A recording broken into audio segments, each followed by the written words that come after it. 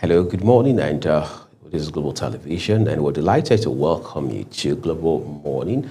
I'm Uyag Mofwegbe, just saying we're grateful for again deciding to join us here on the program today.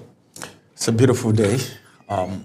We are here again. Of course. And of course, we're excited. Anytime we see the breaking of the day, what else do we have to say than to give God thanks? Be grateful for it. Be grateful. And we're also always grateful for having viewers out there all the time, being there with us too. So it's a good thing to say good morning. And it is a beautiful week already, and the week is ending on a good note already. So Right. I think that's a beautiful one. My name is Ramsey Enoch. Many thanks for joining us today on Global Morning. I am so excited. I think the kind of spirit that Ramsey brings to the show, including this morning, is very contagious for all the right reasons. But then we also need to bring that spirit to the way we lead our country on many fronts. Yesterday, we saw a group of people who said they are contractors for the federal government, talking about how that they had not been paid. And we understand these monies run into several billions. They had also been at the National Assembly as part of the protest. And for that reason, we understand the House of Representatives had to move plenary by 1 week. This is not just an economic issue, which is bad enough already, no doubt, but it's also an eyesore where you find contractors who have worked for the government or who are in the middle of public projects take to the streets by way of maybe last resort, which is no doubt spurred by frustration over time. It just shows again that we are probably not taking seriously the need to fix some of our systemic problems. We can also again argue and say there's nowhere in the world where government does not owe contractors. But the question is that a standard? That's first. Second, what are the circumstances around those other countries, for example, where contractors are owed? Are we owing them because we can't afford it, maybe paucity of funds? Are we owing them because there are bottlenecks, maybe bureaucracy in public system? Are we owing them because there's also a part of their obligation that they have not discharged? Why exactly are we owing them? These are issues we need to resolve because, first of all, we understand these are indigenous contractors. Is that how we also owe expatriates or the foreign companies with whom we contract? Or is there a peculiarity about these indigenous contractors we probably are not aware of? Because we understand the House of Reps is particularly not happy with the executive over these developments. And it has also raised issues around how we are implementing the ongoing budget. I think the problem is, you said something very vital, and I wanted to cut in at that point while you were here speaking. Remember when Umahi came into office, he was revoking contracts. People were being paid and contracts were not executed. Right. That is the Minister of Works doing that now. It means some of the acclaimed expatriates, contractors, were even paid ahead. That's what it means. If someone was given a contract and the person did not execute the contract and you're revoking the contract and collecting what the person has been paid, it means the person was even paid ahead, was mobilized. That's what it means. Now, it's a pathetic situation, actually. I was there yesterday on the street, and you need to see how emotional the moment was. Someone fainted after the first visit to the National Assembly, after the first attempted protest, and there was no resolution. You don't know how these people are surviving. This is one thing. I've at least done one or two things with some contractors before in the past, and I know how these things work. By the time the contract papers are being given, some contractors go all the way, take loans, do everything to execute, Right. with the hope that it's going to be paid. In some countries, if you're being given a contract by the government, banks rush at you because they know this is a short deal. You know, I want to give you loan. I want to give you loan. How much do you need? How much have you finished executing? Do you need more? But back at home, it's not like that. Banks will even be running away from you. You know, so I don't know why MDAs or whoever should award contracts to contractors. They execute, you commission, all right, and contractors are not being paid. It's a very worrisome situation. It's affecting the society, it's affecting the economy, and it's affecting these individuals. Some persons have lost their job. If you watch that report, there was one of the contractors that said he has retrenched his staff, and the remaining might still go if this payment is not being made. Someone was arrested and in the net of the Nigeria police right now because the debtors are after him. Some houses, some properties have been seized because these people are not being paid. These are people that did their jobs legally. I think I want to give it to the National Assembly for their prompt response and for the fact that they are not in support of the fact that these contractors, indigenous contractors, have not been paid. Again, like Ramsey said, it's quite a pathetic situation we're dealing with here. This is not just an economic issue, it's also an image problem for our own dear country, Nigeria. But away from that, we understand that President Bola Tinubu, in the days ahead, is likely going to announce ambassadors. Of course, that has been a long, drawn-out problem. Nigeria not having ambassadors across the world. We just have heads of missions, those who just do basic administrative and clerical work across foreign missions offices all over the world. But now it appears the Trump factor has activated certain sort of actions, and we're seeing security agencies a bit more forthcoming, talking a lot about the successes they are recording. We're now seeing the media handlers of the president in the villa putting out statements after statement after statement. And then here comes the big one that the president is likely, very likely going to announce new appointees for the foreign missions of Nigeria all over the world. This is not how to run a country, really. This is us telling ourselves that we have to be jolted by external factors or forces for us to even realize what we're supposed to do in the first instance. And add to that, the fact that we are still not sure what officially Nigeria's response is to the Trump threats. I think individuals are the ones speaking.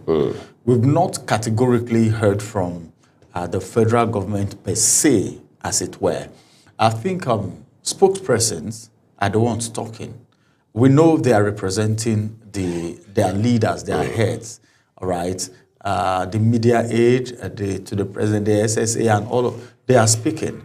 But then, this kind of thing needs some more proactive actions because this is a global issue. And we solved that. I think there was a piece I saw where Canada was supporting the United States. Then we saw EU, ECOWAS, and China supporting Nigeria. Right. That's to tell you that this statement is getting global attention. But what has Nigeria said? Yesterday, I spoke with a spokesperson of the Ministry of Foreign Affairs in Abuja here. I was at their headquarters yesterday. And the same thing he was saying, no, we are not saying there is no terrorist attack in attacks in Nigeria. Let me make it plural, attacks in Nigeria. But then it is not targeted at a particular religion. That's what everyone is saying. Yes, we know. I think the most important thing is this is drawing the attention of a country to a particular situation. Right. Do we have the situation? Whether or not it is both religions that are being killed, do we have people losing their life?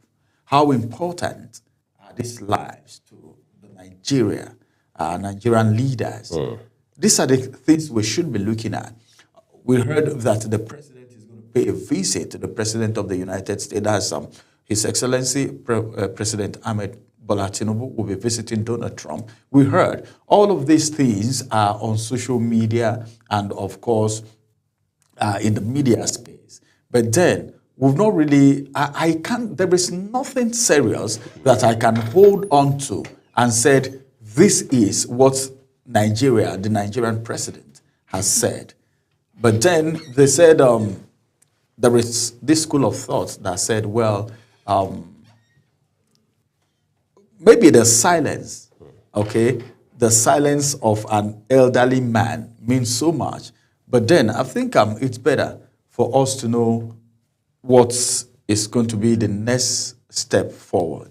It's very important. That's very important. Of course, the latest developments in this regard will form the crux of our conversation on Global Morning today. Let's take a quick break. When we return, so much more for you on the program. Do stay with us.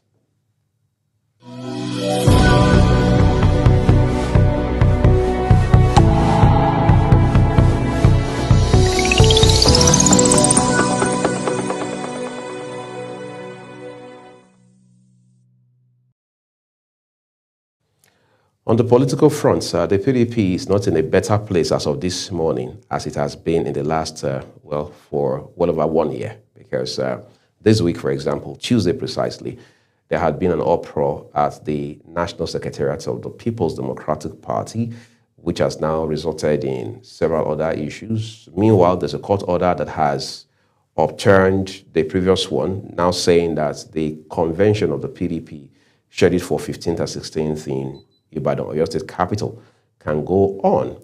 But then, Nyesom Wike, Minister of the Federal Capital Territory, who is a very strong force, unarguably so, in the People's Democratic Party, now says that unless they come to talk to us, that convention will not hold. And I'm going to ask Ramsey, because he substantially follows politics. Wike is saying unless they talk to us, the convention will not go ahead. Who is the us? So the us is Wike and his faction. The they, apparently, the faction on the other side, which of course has to do with people like Oyo State Governor Shea Makinde and his Bauchi State counterpart. Yes, and of course that's Bala Mohammed and all of that. But you know what the good book says about a house divided against itself? I can never stand. Now, there are so many questions, a lot of question marks in the People's Democratic Party right now. And some people are wondering if they are still existing or they are struggling to exist. That's one thing. And the worst thing so far that has happened to the People's Democratic Party is how much Nigerians are disappointed in the party because they are supposed to be the opposition party, all right? But the All Progressive Congress is having it on a very rosy ground. And 2027 is around the corner. Are you going to prepare for an election that is ahead of you for just 2 years or a year plus, you know, in 1 month or 2 months or 1 year even? These are the questions we should be asking. Then, I think some people are now beginning to believe some of the assertions that came concerning the former governor of Rivers State, now Minister of the Federal Capital Territory, in the person of Nyesom Wike. The G5, I don't know what happened. It's like even among the G5, we have some persons that are the real G, then some persons are part of the 5, or the G and the 5 are still together. It's a big problem. But then, I think if Wike has come out to say, well, they need to talk to us, consult us, then you begin to ask questions. Who is who in the People's Democratic Party? Right. Who are the leaders of, see, the truth is this, any house, any family, for instance, that the father of the house is not leading well, that house definitely will have problem. Right. And this is where the problem of the People's Democratic Party started from. When you don't have a strong leadership, and when you have a leadership that is influenceable, it becomes a problem. When you have a leader that needs to be talked to before he knows what to do, it is a problem. Damago has just been removed. Who removed him? Somebody else, Abdul Rahman, also have been appointed. Who appointed him? Remember what happened at the Wadata House on Tuesday or so? The faction. That's how it's going to continue. I'm not even sure if that convention is going to hold. I'm beginning to see reason why it was moved from Abuja all the way to Oyo State. Because that's more like the domain of Makinde. Right. And now you cannot, anyhow, you cannot go to his domain and do, because it is his territory. Right. Whatever they want to do there will be done there. But then, whatever they do, is it going to be endorsed by INEC? That's where the problem is. What is the court saying? Have all the state chairmen endorsed the convention? These are the problems. But I think whatever it is, Wike has long told Nigerians that he would soon tell them the party that he belongs. And Nigerians are still waiting. I've not heard. I don't know if you've heard. The party, if he has said the party he belongs. Well, we're waiting for him. He didn't give a date for that announcement. He didn't give a date. Right. So everyone is, is he going to decamp too? Which is not new to Nigerians. Right. But then if you want to decamp, it's better to decamp, all right, and face your own party and leave the People's Democratic Party if that is your aim. But if you are in the People's Democratic Party, like he has ever claimed, that is a card-carrying member of the People's Democratic Party, but working with the All Progressive Congress, APC, I think the right thing is, let's know where Wike is, because majority of the problem is the faction. Right. The statement is weighty until you speak to us. That's authoritative. Then you begin to ask questions. Who rules or control the People's Democratic Party? Who is the financier? Because the financier will have mouth to say a lot of things. These are the kind of questions that we should be asking. Then, can we say one person is now bigger than a whole party? That's where I'll put it for now. Right. Can one person be bigger than an entire political party? A party that was ruling this country for 16 straight years. And today, people still say it's, for whatever it's worth, as the frontline opposition party. All right, so let's take a break now. Up next is a motivational segment for you.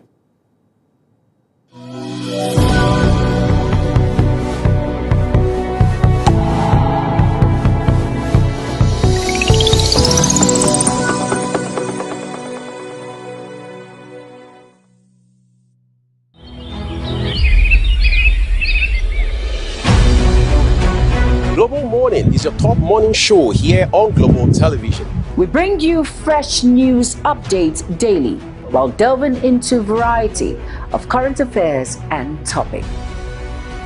And at the same time, keeping you well informed about important events, both national and internationals. Global Morning serves as a valuable source of information, helping viewers like you start your day well informed.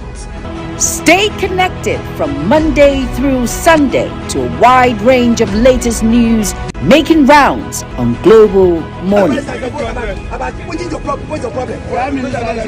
on the road to protest.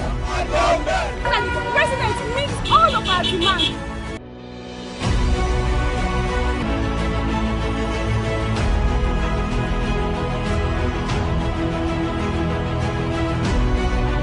This is Global Morning.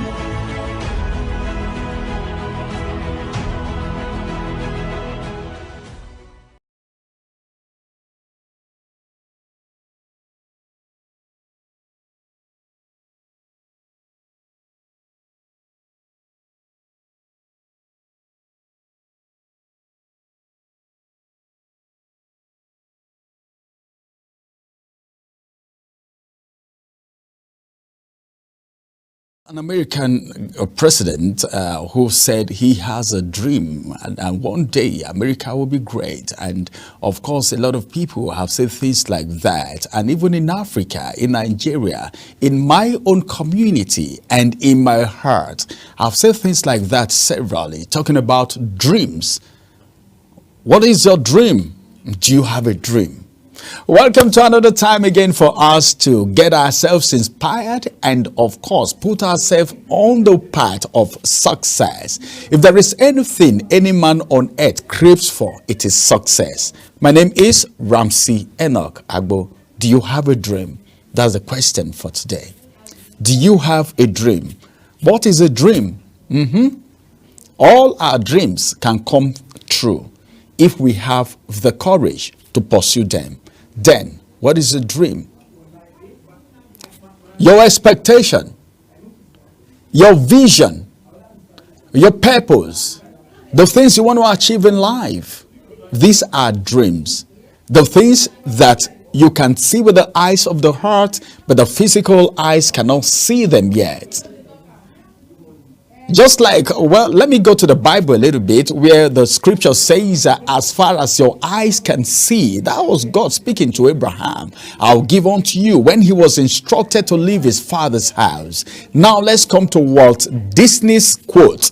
What Disney's quote says, all our dreams can come true if we have the courage to pursue them. How many people have abandoned their dreams today? A lot of people are no longer pursuing their dreams today anymore. And the reason why they have abandoned their dreams is either because they feel, well, they don't have the finances. Some persons will tell you, well, I don't have what it takes. This kind of dream cannot be achieved with the kind of economy that we have.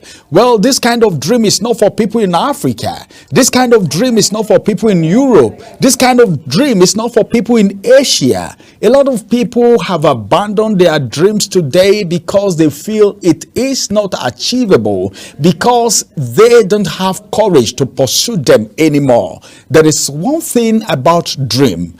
Dreams are meant to be pursued. If you don't pursue your dream, don't even think about achieving your dreams. Why must you abandon your dream?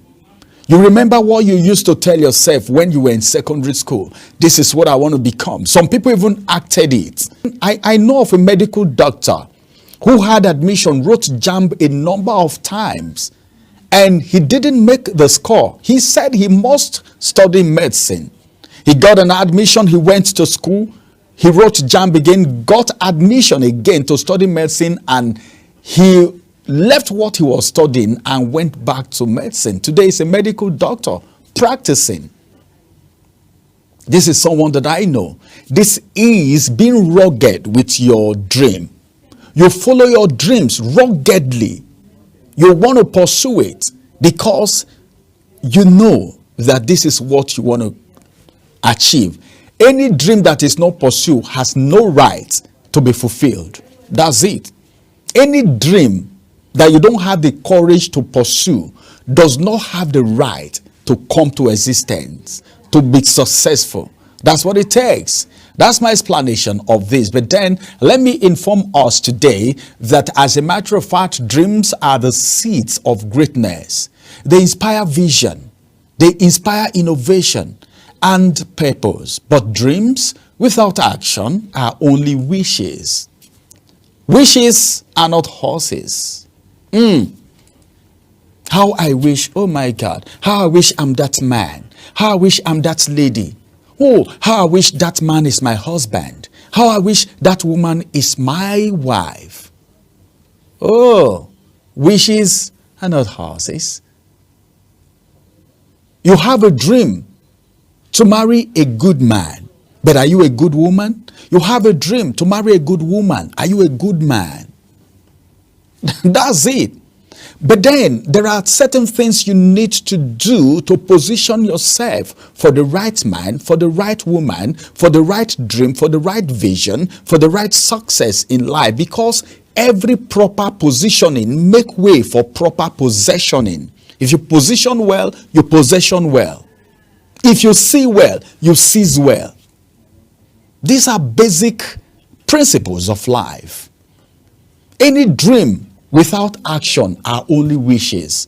Pursuing your dreams, it takes boldness. If you are not bold enough, you can't pursue your dream, because there are dream killers everywhere. They are everywhere. They are in your family. They are in your office. They are in your business meetings.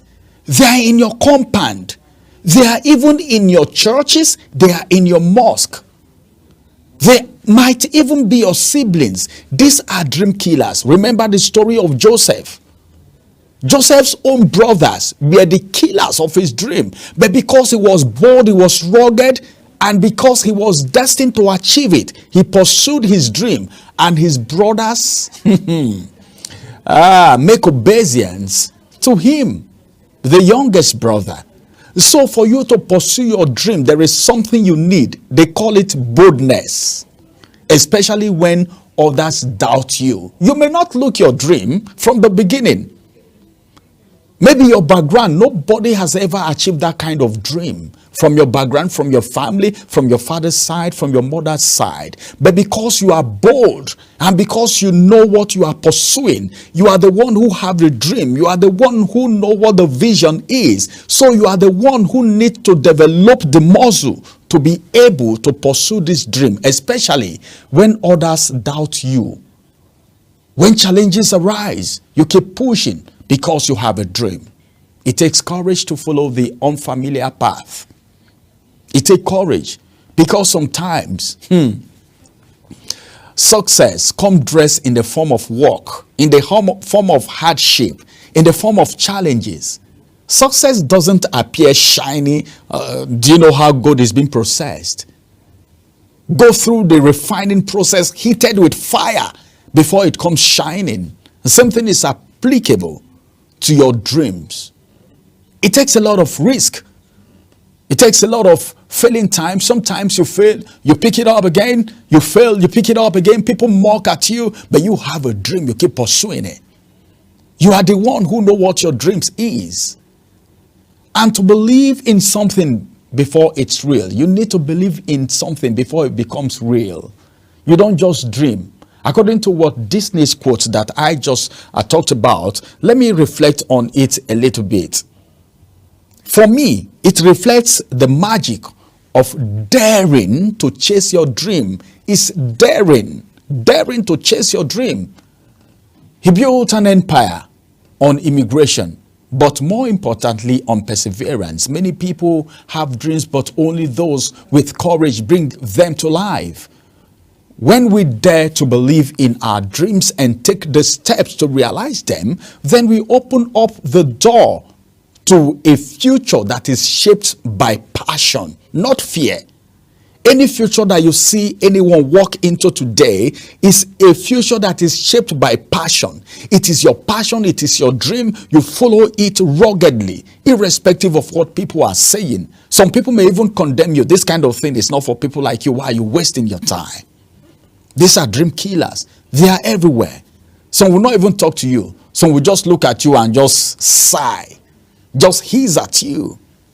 Some will come to tell you. Some can't even hold it anymore. The talkatives, they can just come to you and tell you, well, you can't do it anymore. Just forget about it. Just forget about that dream. Just forget about your passion. But keep pushing, keep moving, because you know what your target is. Don't allow any man kill your dream. Not even your brothers, like the brothers of Joseph wanted to kill his dream. Keep pursuing that your dream. One day, you will share the testimony with me. And we will rejoice together. I believe in success. I want everyone to be successful. How do you feel if everyone on earth is successful? Everyone is doing well. No one will need to bother any other person. Everyone is living their life correctly and successful, fulfilling dreams and visions. Don't you think the world will be a better place for just only you to be successful? Some people don't want others to be successful. They just want them and their family members alone to be successful. That is demonic. That is devilish, man. So we need to pursue our dreams irrespective of how difficult and challenging it is.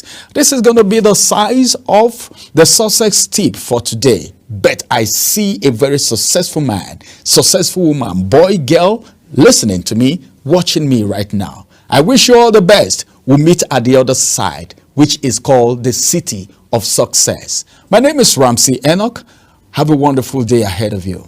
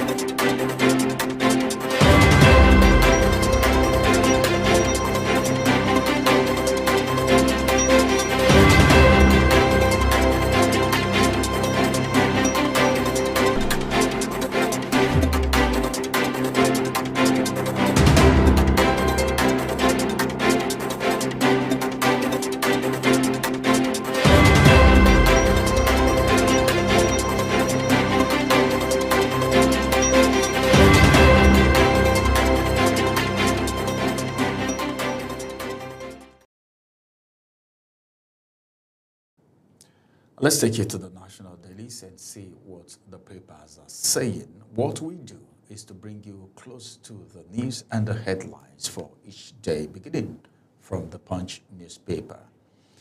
On the Punch newspaper this morning, we have this headline above the nameplate, Trump's threat. That's the kicker. Federal government engages diplomats, rallies military commanders. 15% import tariff could make Nigeria a fuel-producing powerhouse. That's coming from refiners. Marwa fights for second term as 5 rivals close in. I have a speech right there. I predicted mass U.S. visa, green card revocations. This is Soyinka making a statement there. He said he predicted mass U.S. visa and green card revocation, which he is a victim of right now. And now to the big story, power showdown. Wike block deviance as PDP BOT insist on convention. A writer to that story. The writer says PDP factions locks secretariat as both Wike camp hold rival meetings. Now to the next headline, over 85 killed as flood wreaks havoc in Philippines. Tinubu to open editors conference November 12. If you want to know what the editors conference is all about, just pick a copy of the Punch newspaper. A truck crushes Lagos tricycle to death. Angels 2, finally from the Punch newspaper this morning. A food import soar 45% as local production falters. That's where the problem is, because a majority of the food that we get in the city is coming from the villages. But what then can we say? This is the size of the headlines from the Punch newspaper this morning as we move to the next point of call. All right, let's look at the Daily Sun for you. First headline, adjacent the name mast. Sowore accuses federal government of planning death sentence or life imprisonment for Nnamdi Kanu. And the writer says, as courts gives IPOB leader November 7 to defend self, and that happens to be tomorrow. PDP BOT sets up reconciliation panel, supports Ibadan convention. The headline has 2 writers with it. Convention is suspended, Mohammed.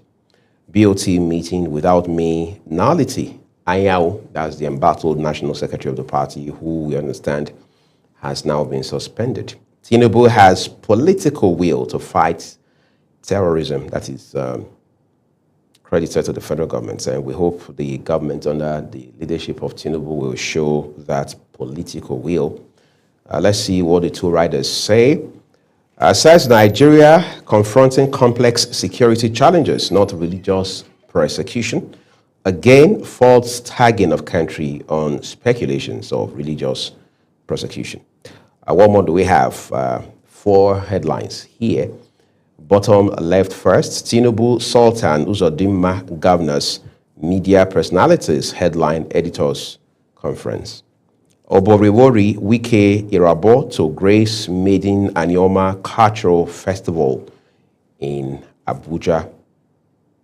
Senate moves to phase out petrol cars as Kalu's electric vehicle bill passes second reading. Sounds like we're heading somewhere with the EV revolution now. Finally, from Daily Sun today, Edo kidnapped seminarian dies in captivity. Well, this is tragic, apparently. But what can we say? We understand insecurity has spiked in Edo State in recent times. But we do hope, as government would always say, and security agencies alike, that Edo State's government and security agencies in the state are on top of this situation. Please read up all of these details beyond the headlines from today's issue of the Daily Sun newspaper. Let's turn to our next paper now for you, which happens to be the Vanguard newspaper, and Ramsey has all of those details. I mean, the headlines for you. Let's get to the Vanguard newspaper and see what we have right there, beginning from the big story. The big story says foreign lobbyists fueling genocide claims in Nigeria. That's coming from the federal government. Then we have some riders to that story. And the first rider here says, discloses neutralization of 13,500 terrorists with 17,000 suspects arrested. It takes note of U.S. concern about religious freedom violations.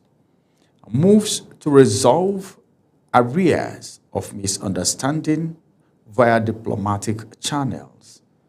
No targeted killing of Christians in Nigeria. Keyamo writes back to Trump, I beg your pardon. A U.S. Senator Cruz vows to release names of officials involved in religious persecution. All right. I think the earlier that is done, the better. Right. To hold them accountable. You won't dictate our foreign policy. U.S. lawmaker slams China over remarks on Nigeria. A Senate mulls a stiffer penalty for persons ripening fruits with harmful chemical. Well, this is what's talking about because this has resulted to a lot of people having cancer because these chemicals are harmful to health, but these guys are out there to make money, so they don't even care. Some don't even know the implication. They think it's normal. It's a smart business strategy. Smart business strategy. Like we have smart houses. You know, everything is smart these days. So apparently you and I are doing a smart presentation, right? Presentation right now because we have the screening for the voice. Right. We have the internet very close to us. At the snip of our fingers, we get information, so pass it across to the people that we are keeping the gate for. You know, we even have modified, is it GMO or something? Right, yes, genetically modified organisms. Yes, you know, GMO, which again has become a subject of debate across the world. Yes. Ethical practices, health implications, regulatory issues, GMO and what have you. Fruits, you know, all these things have implications, but nobody is even doing any research along that direction. So I think it's a good one. I'm giving it to the Senate, all right, for mulls stiffer penalty for persons ripening fruits with harmful chemicals. ASU accuses minister of misleading Nigerians, threatening to resume strike again. All right. Moving away from there, above the name plate, we have this one, Nigeria's $2.35 billion euro bonds, massively oversubscribed in excess of $10.65 billion. Then moving away from there, this one says federal government approval board for PPP projects, as a matter of fact. Then we also have this one, which says Nigeria's telco subscribers hit 173.5 million as broadband penetrations reaches 49.3%. Tinubu, Sultan, Uzodinma, others, headline editors confirm. All right. This on alleged terrorism. You've last chance to defend yourself, court tells Kanu. You have the last chance to defend yourself.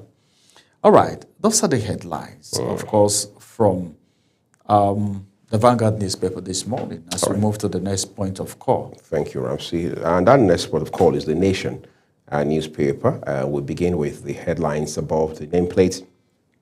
Top right corner of it, exploitation, FCCPC shuts textile warehouses in Kano. What's the reason for that? Details await you on page 4. MAN backs 15% tariff. That's Manufacturers Association of Nigeria. Backs 15% tariff on imported petrol, diesel. Ayawo camp appeals ex-parte order allowing PDP convention. There's still a few days to that convention. Let's see if anything will change from a legal standpoint regarding the schedule. And then there's a headline here above the nameplate still with a picture of leader of the proscribed indigenous people of Biafra, Nnamdi Kanu. It reads, I was deceived into pleading to false charge, says Kanu. All right, FIRS, that is Federal Inland Revenue Service, to explain Tax Reform Act on Monday. NNPCL plans 20% stake in Dangote refinery. One time we were told the NNPCL had 26%, and later it dropped by more than half. Now we understand they are again planning 20% stake. All right, a bit of back and forth there, no doubt. But the star headline we have here on the front page of The Nation says, Ministers defend Nigeria against Trump's targeted killings claim. One writer tells us, national security remains a top priority for the Tinubu government. Nigeria's $2.35 billion Euro bond records 13 billion naira subscription. There are people who say this is a step in the right direction. They say it's a sign that there's a lot happening in Nigeria. So investors from across the world are looking beyond the optics and seeing what economic blessings they can reap in this country. On the foot of the front page, Senate uncovers $300 billion crude loss. From where, for how long, by whom? But those details are on page 4. Senate uncovers $300 billion crude loss. Government to invest 12 billion naira in digital economy research. Sounds great. Details on page 7 for you. All right. Don't forget to look up all of these headlines and read their details from the Nation newspaper today as we take a look at the Guardian newspaper next. Right. On the Guardian newspaper this morning, we have this headline beginning from the big story. Referendum call heightens over elitist constitution reform plot. Then, BOT backs Damagun as Abdurrahman-led PDP suspends convention. Presidency, manufacturers agree on privatization of PH and other refineries in Nigeria. Details you can find on page 3. Stop celebrating worthless GDP figures. Oshibanjo wants African governments.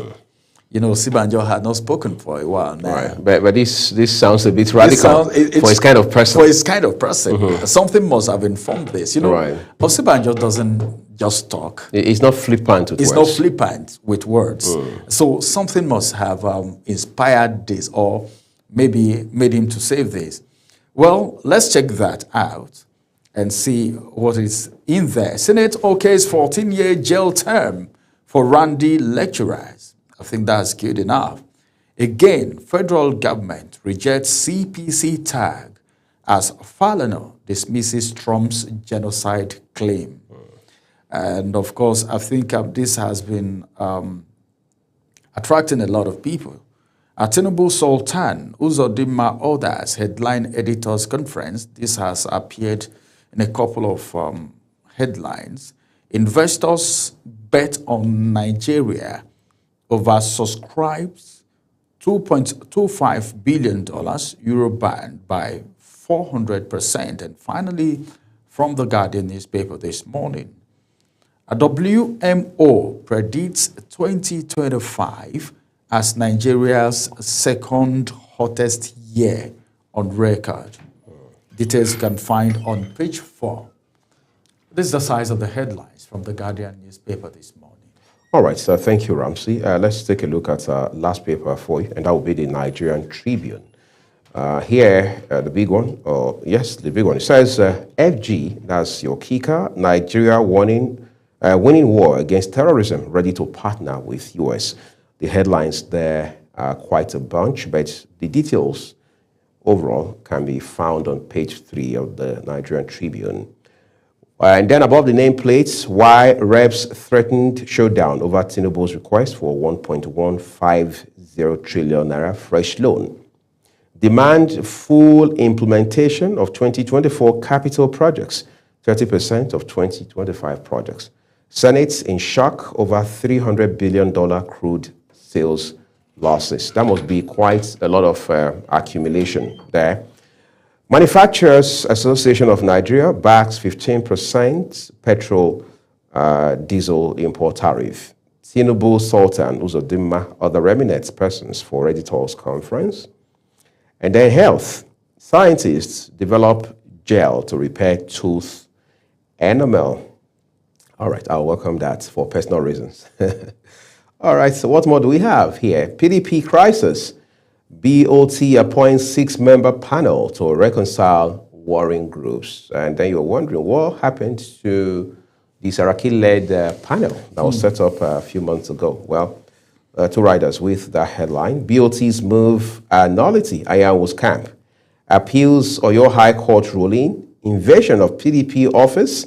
Direct assault on democratic values. That's credited to Bode George, who is a prominent leader of the PDP.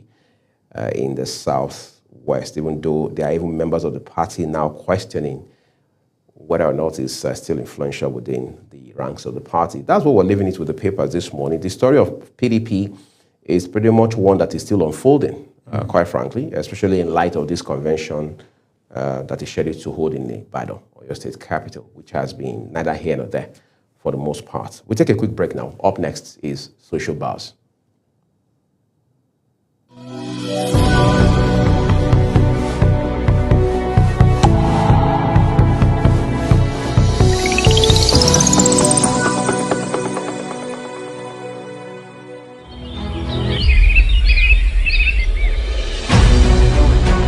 Global Morning is your top morning show here on Global Television. We bring you fresh news updates daily while delving into a variety of current affairs and topics. And at the same time, keeping you well informed about important events, both national and internationals. Global Morning serves as a valuable source of information, helping viewers like you start your day well informed. Stay connected from Monday through Sunday to a wide range of latest news making rounds on Global Morning. We're on the road to protest. The president meets all of our demands.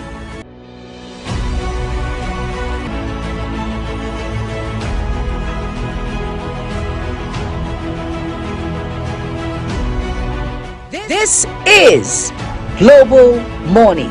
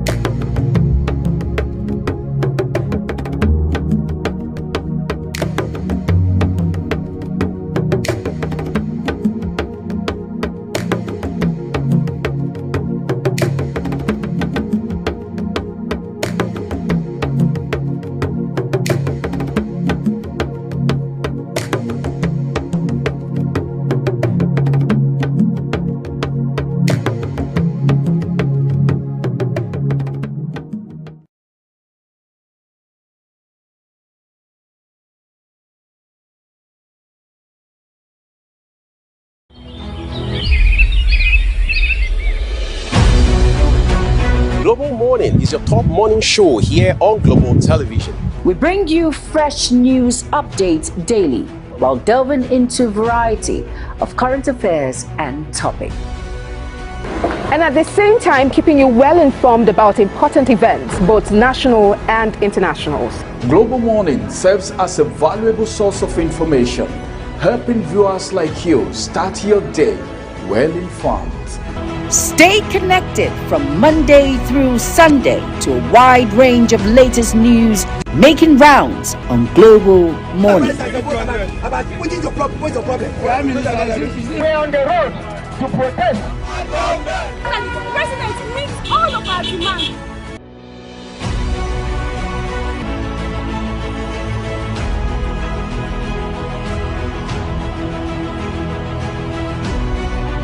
This is Global Morning.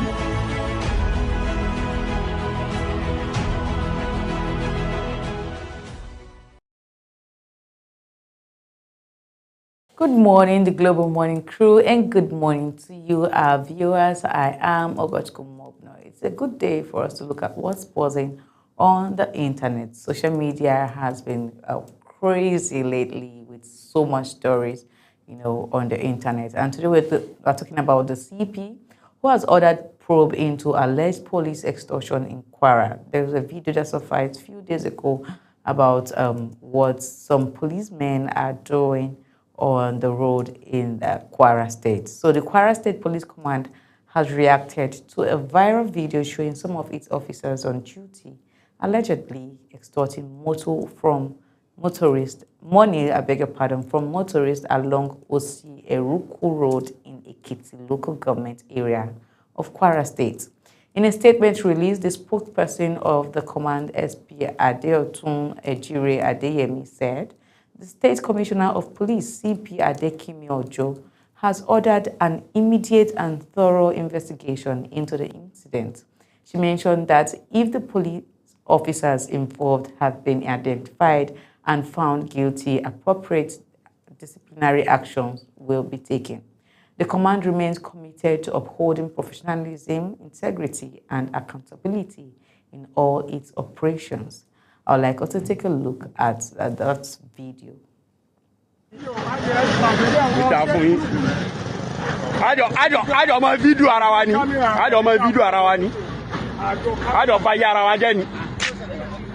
One dollar away, and when you get on my kidnap, I don't be $1 a walk. I kidnap and when you get also, I don't be by $1 a moto. Consider to buy a lot of doy. Consider to buy a lot of doy. On a boy, and Bembe, on a bone and Bembe, on a Rukum Bembe, lawyer, I don't know Dorosi.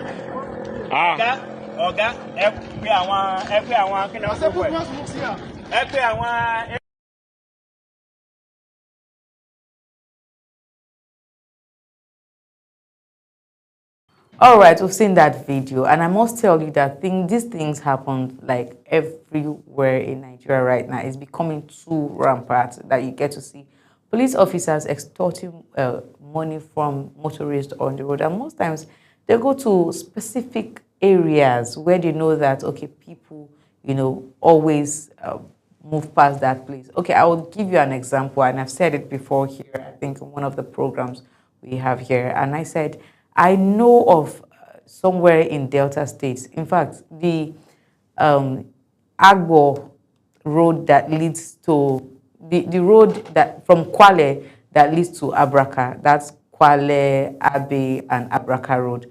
That road has about 4 checkpoints, but there's no time you get to hear that there was no successful robbery. There's always a successful robbery on that road, more than 4 checkpoints.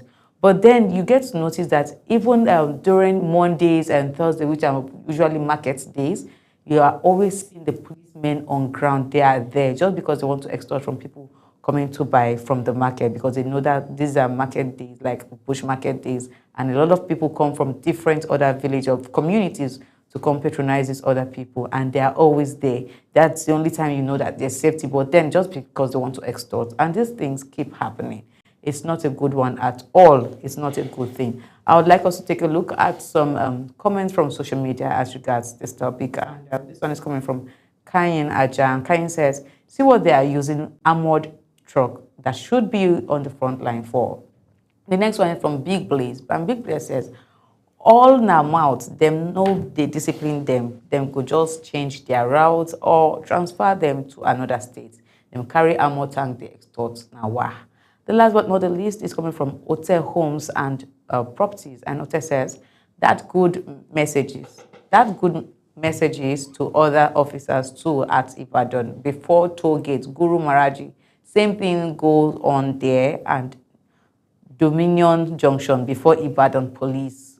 OMG, for real, Lagos to Ogeri Expressway, best officers there, always with security, no stopping for just best reference. Commissioners of police in Lagos or Ogun State, God's blessings to you guys always. Commissioner of Oyo State to do something needful for Ongari to toll gate Ibadan. TPs send police monitoring and also commissioners in Kwara to send monitoring police. All right, the comments simply, these comments are simply, dissatisfaction, people expressing their dissatisfaction when it comes to policing in different states, and it's becoming too much. I think it's only when they come to the capital they are behaving themselves somehow, somewhat, but in different states it's actually not cool. Well, we have someone here in the studio, Uyi Agumufwe. Good morning, Uyi. Good morning, Ogochukwu. Now you have brought the police into our conversation. So I know you must have, you heard the comment I also read through, and you heard what's going on, and the video included, and people are really dissatisfied in Kwara State. And I was making reference to Delta State, where I know I was based for some time, and I saw all of this, and this thing keeps happening. Is it that there's no proper orientation, or nobody's calling them? And we get to hear disciplinary actions taken at the end of the day when we see things like this. Is it that they don't take it at the end of the day? Because most of these police officers, they keep repeating these kind of actions, which is not cool. All right, Ogochukwu, we're just going to KISS, what they call in broadcasting, keep it short and simple, right? Thing is, we've spoken with policemen across board, top to bottom, on television, on radio, and off. And one thing is common amongst all their submissions. It is the fact that the police issue, like many other issues in this country, are systemic. And now, it's about, Albert Einstein, who said that you can't use the thinking that created a problem to solve the problem. So if an individual became broke because they were thinking a certain way, to unbroke them, so to speak, in other words, to empower them or for them to be empowered economically, they need a radically different kind of thinking. It's the same thing. So the question is, what has changed about policing in Nigeria in the last 25 years? I mean, from 2000 till today, in terms of how the top hierarchy, or if you like, the management or the top leadership of the police thinks. That's one. Then you're also asking yourself, what are the underlying factors, or if you will, the fundamental factors driving this sort of attitude? They are economic in nature. They are also, again, systemic. They are also about how the police itself, the Nigeria police, manage image. It's not enough to have a public relations officer in every command. It's not enough to have a force spokesman. But the question is, what are the cultures, what are the practices of the police that if I were to join the police today, if Ogochukwu were to join the police today, they will be bundled into, they will be told this is our culture, and you can be proud of that.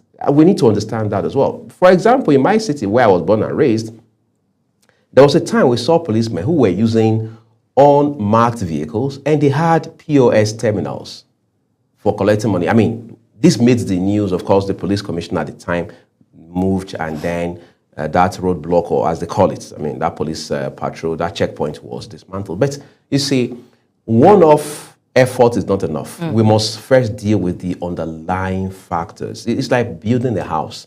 You don't start from the surface. You have to dig into the foundation. The question I'm asking myself as I sit here on the show this morning is, has there been a time in the last 10 years, for example, I mean, let's shrink it a little, where the police sat down at the very top of its leadership to say, look, we have to deal with this once and for all, for the sake of our dear police institution?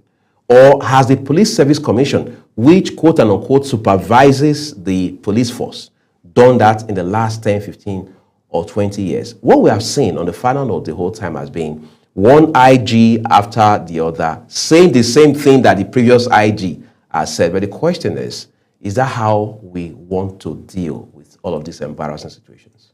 So those questions, I'm sure, it's for the police institution and everyone in that institution. Please take note. Is this how we really want to deal with all of this? I think it's high time they come and make sure that they deal with it from the grassroots. Because we've heard, I for one, have heard some policemen saying we remit to some higher authorities. So they don't just come to do that thing on their own. They have some persons there. And if they don't deal with it from the grassroots, there's no way extortion on these roads are going to end anytime soon. All right. Thank you so much, Uyabu Abobonfuegbe, for your contribution to today's topic on Social Buzz here on Global Morning. I am August Kumob. Now, until I come your way next time, please stay with us as Global Morning continues.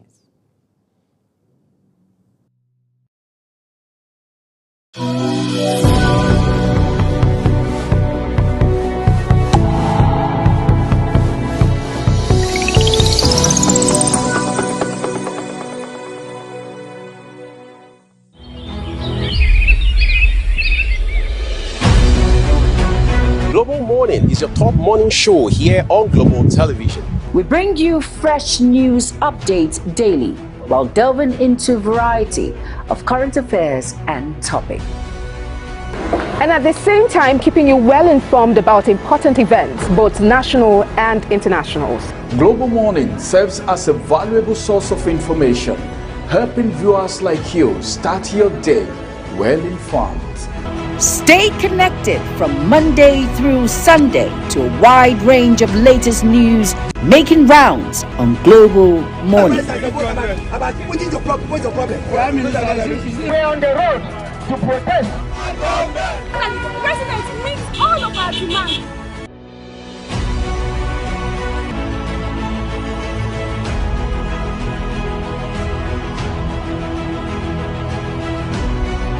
This is Global Morning.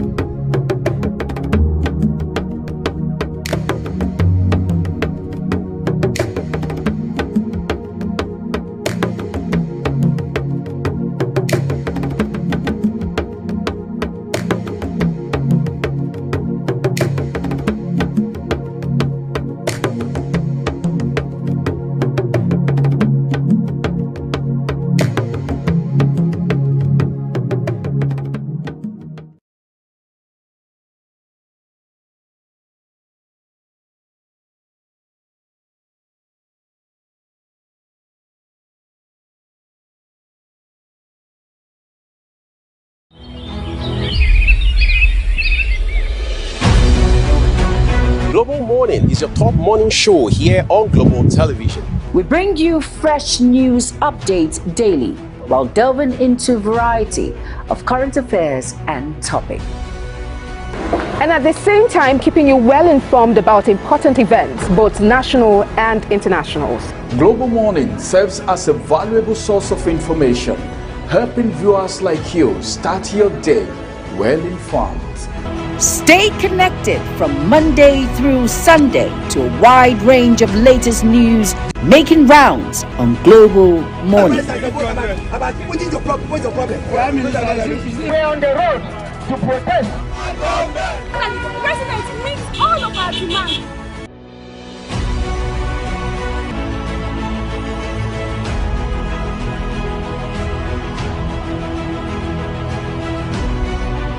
This is Global Morning.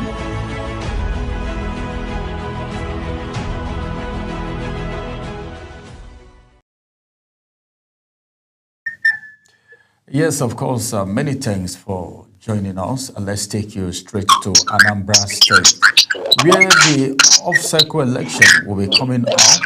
And as a matter of fact, we have someone joining us from Anambra State this morning, a member of the civil society organization and also a right activist in the person of Kachi O. Gerard.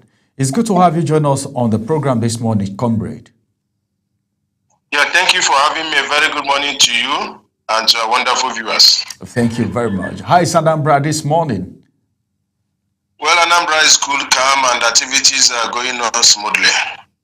We are aware that you are already in Anambra State because of the off-cycle election coming up in Anambra State. Yes, my organization is one of the 114 accredited observer groups for this off-cycle governorship election that will be taking place on the 8th, which is a Saturday, 2 days from now. Oh, okay. What exactly is the role of the civil society in electoral process? Civil society role, in electoral process cannot be overemphasized. The role includes promoting democracy, transparency, and citizens' participation in electoral processes. As Anambra, as a case study, draws near, the role becomes increasingly significant in ensuring that the election is credible, peaceful, and truly reflective of the people's will. And this role can include, voter education and sensitization, which is one of the key functions of CSOs, to engage in mass voter education. They help citizens understand the importance of participating in elections, how to register, collect, and protect their PVCs, how to vote correctly and avoid vote invalidation, the dangers of vote buying, electoral violence, and apathy. Through community outreach, media campaigns, and town hall meetings, CSO bridge information gap, especially in rural and semi-urban areas. Election observation, just like the one we be also engaging on Saturday, CSOs provide independent observation of the entire electoral process, from pre-election activities to post-election collation. Their roles, of course, include monitoring the performance of INEC and the security agencies, reporting irregularities and violence with aim of seeing a promotion, documenting compliance with the Electoral Act and the INEC guidelines, providing real-time updates that enhance transparency and build public trust. In Anambra, our organization, which is Initiative Against Human Rights Abuse and Torture, that is in NAHORAT, I expected to deploy observers across the 21 local government areas of Anambra State. So we also engage in advocacy and engagement with the stakeholders. INEC to ensure logistics, accessibility, and fairness. Political parties to encourage issue-based campaigns and not the calumny that we not often see or attack of personalities. We also ensure that security agencies promote professionalism and not partisanship. And the media, just like what you are doing today, to foster responsible reporting. This engagement helps prevent manipulations and strengthen interagency coordinations. We also promote peace and conflict mitigation. Elections in Nigeria, including Anambra, are often tension-filled. So CSOs help to promote political actors, mediate between parties and communities to prevent violence, mobilize youth and women for peaceful participation and partnership with traditional rulers, religious leaders, and community influencers, which has proven effective in reducing pre- and post-election tensions. And of course, not forgetting the inclusivity and representation.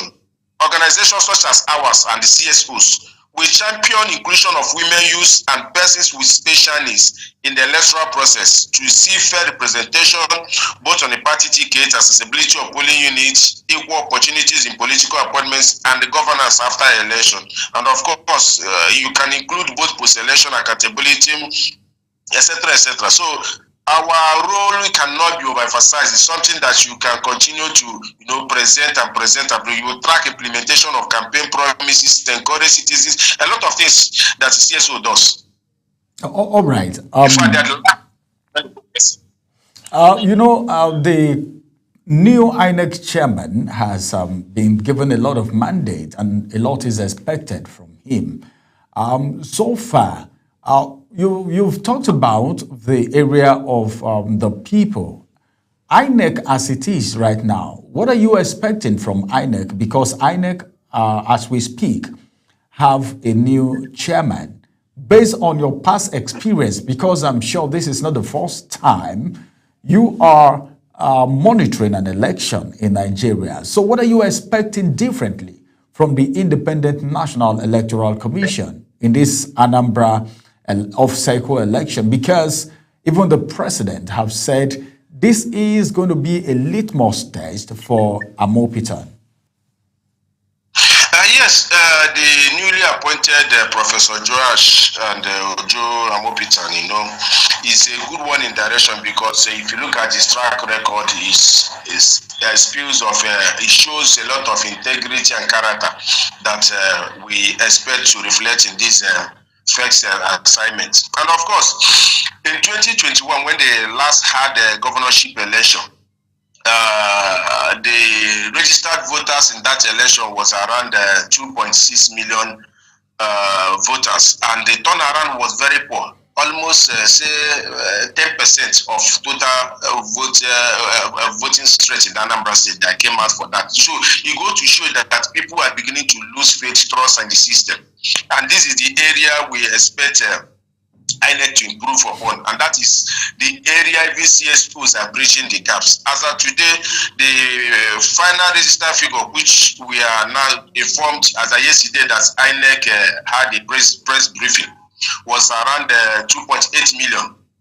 That is 2,802,790 registered voters eligible to take part in the election. And if you look at the figures, it's an upgrade to what we have in 2021. But then, if you go to the streets, it's a mixed feeling. You begin to ask yourself, will people actually turn up? Will people are we going to experience the kind of voter apathy that we saw in 2021? You understand? INEC on their own yesterday reaffirmed its commitment to conduct a credible, transparent, and inclusive election. It confirmed that we have over 2.8 million voter register as the basis for the poll. INEC also stated that the only individuals whose name appear on the register, who possesses a valid permanent voter card, will be allowed to vote at their registered polling units. It also announced that it has accredited numerous observer groups and the media organizations. Of course, they also try to inform us that logistics, they have indicated that they have made a lot of arrangement with regards to logistics, and that bimodal voter accreditation system, which is BVAS machines, have been tested, and we also transmit real-time result transmission via the IRE portal, which they promised that they will use. And they also informed us that the collection of PV. Okay, the collection. Okay, you're talking about the collection of the PVC. You know, there was a time that we heard people didn't go to pick their PVCs. So you were talking about that. So far they have 60 stars. Yes, as at today, yesterday when they were giving briefing, they said that they have recorded about 63.9. That's approximately 64% of voters' collection. PVC collections, meaning that we still have over 36 plus or 36.1 that is lying there that we expect Nigerians to go and collect to in order to exercise their franchise. You understand? So they also inform us that security and accessibility play collaboration with security agencies and urged all stakeholders to avoid voter intimidation, abuse of incumbency, and the use of political facilities for parties advantage. So if you put all of these things together, it shows that on the side of INEC as the electoral empire, they have shown commitments, they have shown that they are really prepared for this election. Then we also pray that this level of commitment they have shown should translate on Saturday. The same question I wanted to ask, because before now, a lot of people have said, this is what we hear from INEC in every election, but at the end of the day, we still have inconsistencies and, of course, a lot of other issues, either technical or human or mechanical issues, or maybe as it has to do with human factors too. Now, do you see this time, do you see it being a different ball game altogether? Because there is no election period that we don't hear things from INEC, just like you have said. What do you think is going to make this time a different ball game altogether, different from what INEC have been saying in the past? You see, election is a collective aggregation or participation of different elements, and that is what result on a result on the election day. INEC, yes, they are the electoral umpire, but they have limit to what they can do. In this part of the country, just as I presented earlier, about 10% or less that we had in the previous election, if you look at some of the things that affected it, it's not something that you can blame INEC, because there are no perfect arrangements or perfect situation. Everything is always a job in progression, and there's always room for improvement. The voter apathy that was experienced in the last election was as a result of political tension, where unknown government or non-state actors have played a lot of roles in this state, where there's always this sit at home on Mondays, and which as at then you have issues of threats that people begin to accredit to these non-state actors, warning people not to come out because they don't believe in the system. But some of us in the civil societies, these are part of our job, that we go back and let people know that their vote actually counts. Because if your vote does not count, nobody will begin to issue money for you to vote, which is a criminal. Yes, of course, vote buying is a criminal offense. You understand? So, yes. Which is part of the job they are trying to bridge the gap. They use their power, their civic rights of a voting election, which is more stronger than even AK-47. If they can utilize it to make their choices, it will make a lot of things better. As of today, the political tensions we have with regards to issues of separatist group leader Kano trial that is ongoing, and the perceived marginalization that the areas in this region are feeling is actually affected. So those areas, INEC have nothing much to do, because it affects the outcome of the election or how they are being received in the field.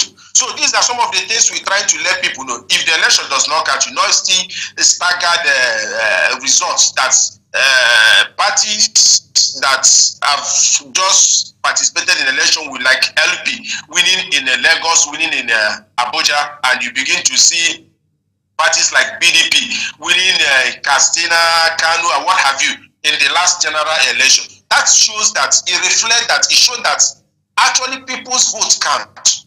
You understand? If it does not count, you will not see people that even have least qualification or with lesser party coming up to the National Assembly. So these are some of the things we go to let people know that what part of the propagandas we had outside is not a reflective of the reality that we are seeing today. So we expect that there should be improvement from what we saw in the 2021 in this upcoming governorship election. We expect that people will turn up. We expect that people will turn out. We expect that people will make a statement. All right. There is a statement. There is an issue you actually talked about while you were speaking, and that's the issue of registered voters not going to pick their voters card, their PVC, which is worrisome. Number one reason why I said it's worrisome is because Nigeria uses the taxpayers' money to produce these PVCs, and a lot has been spent. All right, to get this ready. What do you think is responsible for people not picking up their PVC in such a decisive movement as patriotic Nigerians? Some of these things have been enumerated earlier. You know, issues of perceived marginalization, which leads to the negligence to civic duties. And then issues of security. We are especially when INEC we are giving their briefing yesterday. They also informed us that they are bringing up the exercise that removed the 27,000 plus. That is about 27,800 thereabouts duplicated or multiple entries, and approved almost 5,900 plus transfer applications. So. I'm sure that's part of the 30% plus that are yet to pick up their PVC may fall in that categories, especially the categories of those that expect to that transfer their votes from the all right. States to okay. That between. All right, these are very vital. Hence that. We have had a record of over almost 64% collection so far. So we expect that. Okay, I think that's encouraging, and we are hoping that the others pick their own too. This process, yes, we expect that this medium to call them out. You know, wherever you are, you know, is a civic right, is a civic responsibility. That's the least you can do for your states, for the nation. You understand? Go and pick up your PVC now, like now. Leave whatever you are doing business, you are working. Of course, I love the state government with some of the relaxed mood they have given to civil servants in order for them to participate in this process, so that they can, those that have not picked up their PVC due to one engagement or the other, can use the opportunity to pick up and then prepare for the election. All right. As it is right now, let's look at the civil society organization. We've had in the past where SERAP, maybe Yaga Africa, like is it Nura, your own organization, and a host of other civil society organizations observe elections and they come out with reports. So now your organization is in Anambra State for the off-cycle election. What is expected of your organization after this observation?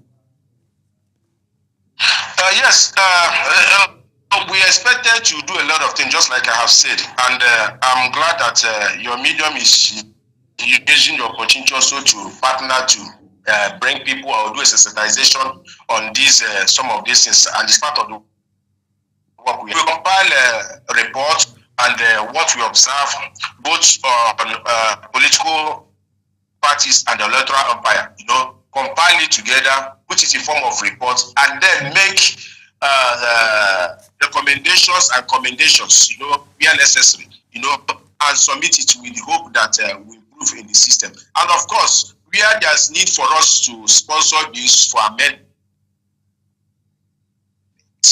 where there's do advocacy projects, we will do that. And then where there's need for us to ensure implementation of already laws we have, also do that. So it's part of the collaboration we are doing to see that we have a credible, fair, and transparent election.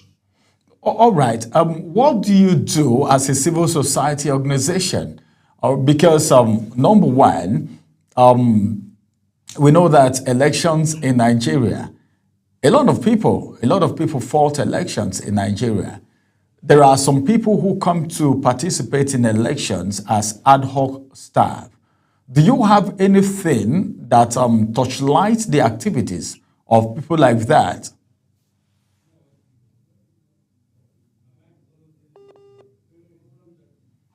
Hello, can you hear me, comrade? Well, we're looking at the Anambra election and the role of civil society in electoral process.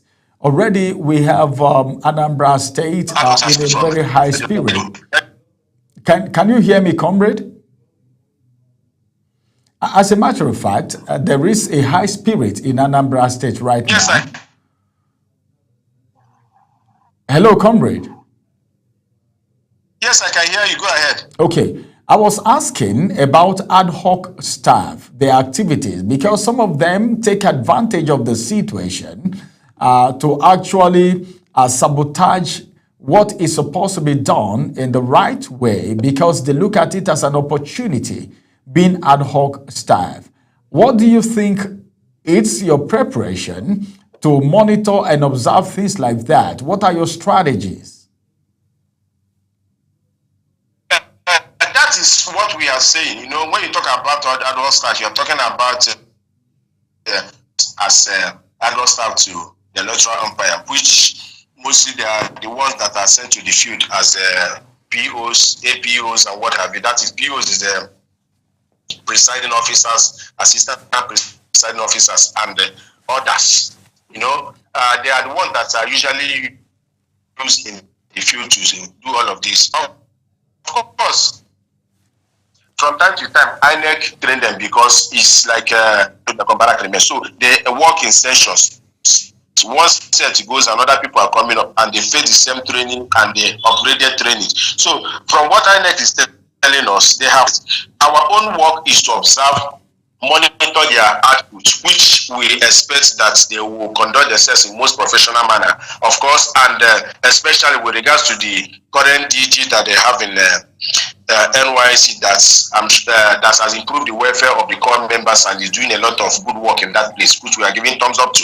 So we expect that it will translate in this election, and we expect also that their welfare be taken care of by those that are deploying them, like INEC. It shouldn't be that at the end of the work they will be struggling to get what they are deserving. You know, it's one of the things that make them to sometimes to compromise from what they are expected to do. So we are looking forward, praying that they will live up to expectation, because just like I said earlier, there are no perfect arrangements or perfect organization. There are always work in progress and there are always room for improvement. So we will be there to support whenever there's needed, and then we'll observe what we observe and then make recommendations for improvement. Yes, well, a lot of people, you know, before now, a lot of people have faulted political office holders, people who are contesting for these positions, as the major actors, all right, in sabotaging free and fair election in Nigeria. Do you believe in that school of thought? Oh yes, oh yes. You see, it's just like we have been saying that and time. Take for example, in to show people who you voted on. We saw a lot of violators, including the ruling class. Even the former late President Muhammadu Buhari voted in Daura, and he showed the world